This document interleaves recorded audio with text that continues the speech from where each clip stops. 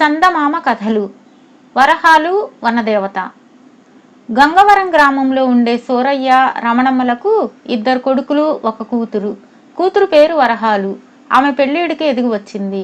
అయినా ఏ ఒక్క సంబంధము రాలేదు. అందుకు ముఖ్య కారణం ఆమె స్థూలకాయానికి తోడు నోటి దురుస్తనం కూడా. ఆమె నోటి ధాటికి తల్లిదండ్రులే కాక ఇరుగు పొరుగు కూడా భయపడుతూ ఉంటారు. ఒళ్ళు బరువు, నోటి దురుసు తగ్గించుకుంటే గాని ఆమెకు పెళ్లి కాదని అందరూ అనుకోసాగారు. కానీ ఈ సంగతి వరహాలకు చెప్పే ధైర్యం మాత్రం ఎవరికీ లేదు. ఆ మధ్య ఒకసారి వరహాలకు పినతల్లి వరుస అయిన ఒక ఆవిడ పొరుగురు నుంచి పని మీద వచ్చి సంగతి విని వరహాలకు హితబోధ చేయబోయింది. అయితే వరహాలు గయ్యమంటూ ఆవిడ మీదకి లేచి, నువ్వేమైనా నాకు పెట్టి పోషిస్తున్నావా?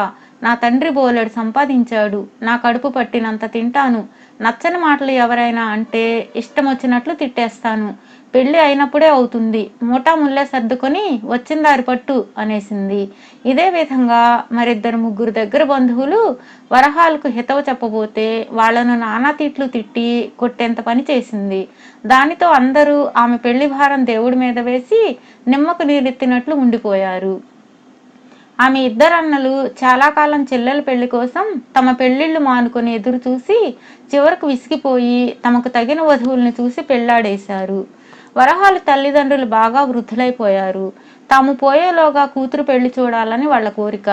అయితే వదినలు వచ్చాక కూడా వరహాలు ధోరణి మారలేదు. అక్కడ పుల్ల తీసి ఇక్కడ పెట్టకపోగా వదినల మీద తప్పులు ఎంచి సాధిస్తూ ఉండేది.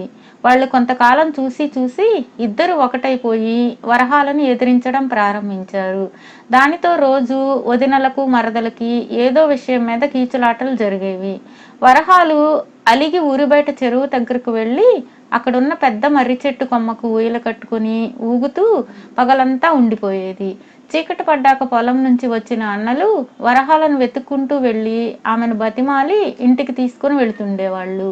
ఒక రోజున వరహాలు వదినలతో బాగా కీచులాడి అలిగి చెరువుగట్టు దగ్గరకు బయలుదేరింది. ఆమె ఆకలిని ఏమాత్రం ఓర్చుకోలేదు. వరహాలు ఇలా అలిగినప్పుడల్లా ఇంట్లోంచి కొంత డబ్బు తీసుకుని దారిలో ఉన్న అంగడిలో తినుబండారాలు పుష్కలంగా కొనుక్కొని మర్రి చెట్టు కట్టిన ఊయల్లో కూర్చుని తింటూ ఊగుతూ చీకటి పడే వేళ అన్నలు వచ్చే వరకు కాలం గడిపేది. ఆ రోజున కూడా అలాగే అంగట్లో వేరుశనక్కాయలు, బెల్లపాచులు కొనుక్కుని కొంగుకు మూట కట్టి చెరువు గట్టుకు చేరింది. అక్కడ మర్రి చెట్టుకు తను కట్టిన ఊయలలో ఎవరో స్త్రీ కూర్చుని ఊగుతూ ఉండడం వరహాలు కంటపడింది. ఆ మరుక్షణం ఆమె భద్రకాళిలా కళ్ళెర్ర చేసి చర్రున పోయి, ఎవరు నువ్వు? నా ఉయ్యాల్లో కూర్చోడానికి ఎన్ని గుండెలు అంటూ ఆ స్త్రీ చెయ్యి పట్టుకుని బలంగా గుంజింది. అంతవరకు కళ్ళు మూసుకుని తన్మయత్వంలో ఉయ్యలు ఊగుతున్నా ఆ స్త్రీ చప్పున కళ్ళు తెరిచి కెవ్వుమంటూ అరిచి మాయమైపోయింది. అది చూసి వరహాలు కోపంతో శివమెత్తిపోయి, ఎవరు నువ్వు? ధైర్యం ఉంటే నా ముందుకు రా. నువ్వు దెయ్యానివైనా, భూతానివైనా, పిశాచానివైనా ఈ వరహాలు ఏమాత్రం భయపడదు. ఏ మంత్రగాడి అవసరం లేకుండానే నిన్నిక్కడే ఈ చెట్టు కిందే భూస్థాపితం చేయగలను. ఒకవేళ నువ్వు ఏ దేవతవో అయిన పక్షంలో ఈ గ్రామంలో ఉన్న అన్ని దేవతల గుళ్ళు వెతికి ఏదో ఒక రోజు నిన్ను పట్టుకొని 3 చెరువుల నీళ్లు తాగించకపోను అంటూ హుంకరించింది. ఆ స్త్రీ వెంటనే ప్రత్యక్షమై, నేను ఈ దాపులనున్న అడవులోని వనదేవతను. అటుగా పోతూ నేరక నీ ఊయల ఊగాను. నువ్వు గట్టిగా అరిచి నా ఉనికిని బయట పెట్టకు, నీకేం కావలసినా ఇస్తాను. నేను ఈ అడవిలో ఉన్నట్లు తెలిస్తే ఇక ప్రతి కట్టెలు కొట్టేవాడు కట్టెలు కొట్టడం మానేసి నా కోసం చెట్టు పుట్ట గాలించి వెతికి పట్టుకుని వరాలివ్వమని గొడవ చేస్తాడు అన్నది. వరహాలు ఆ మాటలతో శాంతించి, సరే, నువ్వు ఈ ప్రాంతాలు ఉన్నట్టు ఎవరికీ చెప్పను. నాకు త్వరలో పెళ్లి జరిగేలా వరం ఇవ్వు అన్నది. అలాగే వరం ఇస్తున్నాను అని వనదేవత మాయమైపోయింది. వనదేవత అనుగ్రహం వల్లనో ఏమో మర్నాటి ఉదయం వేళ ఒక యువకుడు పరుపు చుట్ట చిన్న పెట్టెతో వరహాలు ఇల్లు వెతుక్కుంటూ వచ్చాడు. ఆ సమయంలో వరహాలు తీరిగ్గా బల్ల మీద కూర్చొని ఫలహారం తింటున్నది. యువకుడు వరహాలకేసి కొంచెం సేపు చూసి, ఇక్కడ ఏదైనా గదిలాంటిది అద్దెకు దొరుకుతుందా అండి అంటూ పలకరించాడు. ఈలోగా వరహాల అన్నలిద్దరూ ఇంట్లోంచి బయటకు వచ్చి ఆ యువకుడు వివరాలు అడిగారు.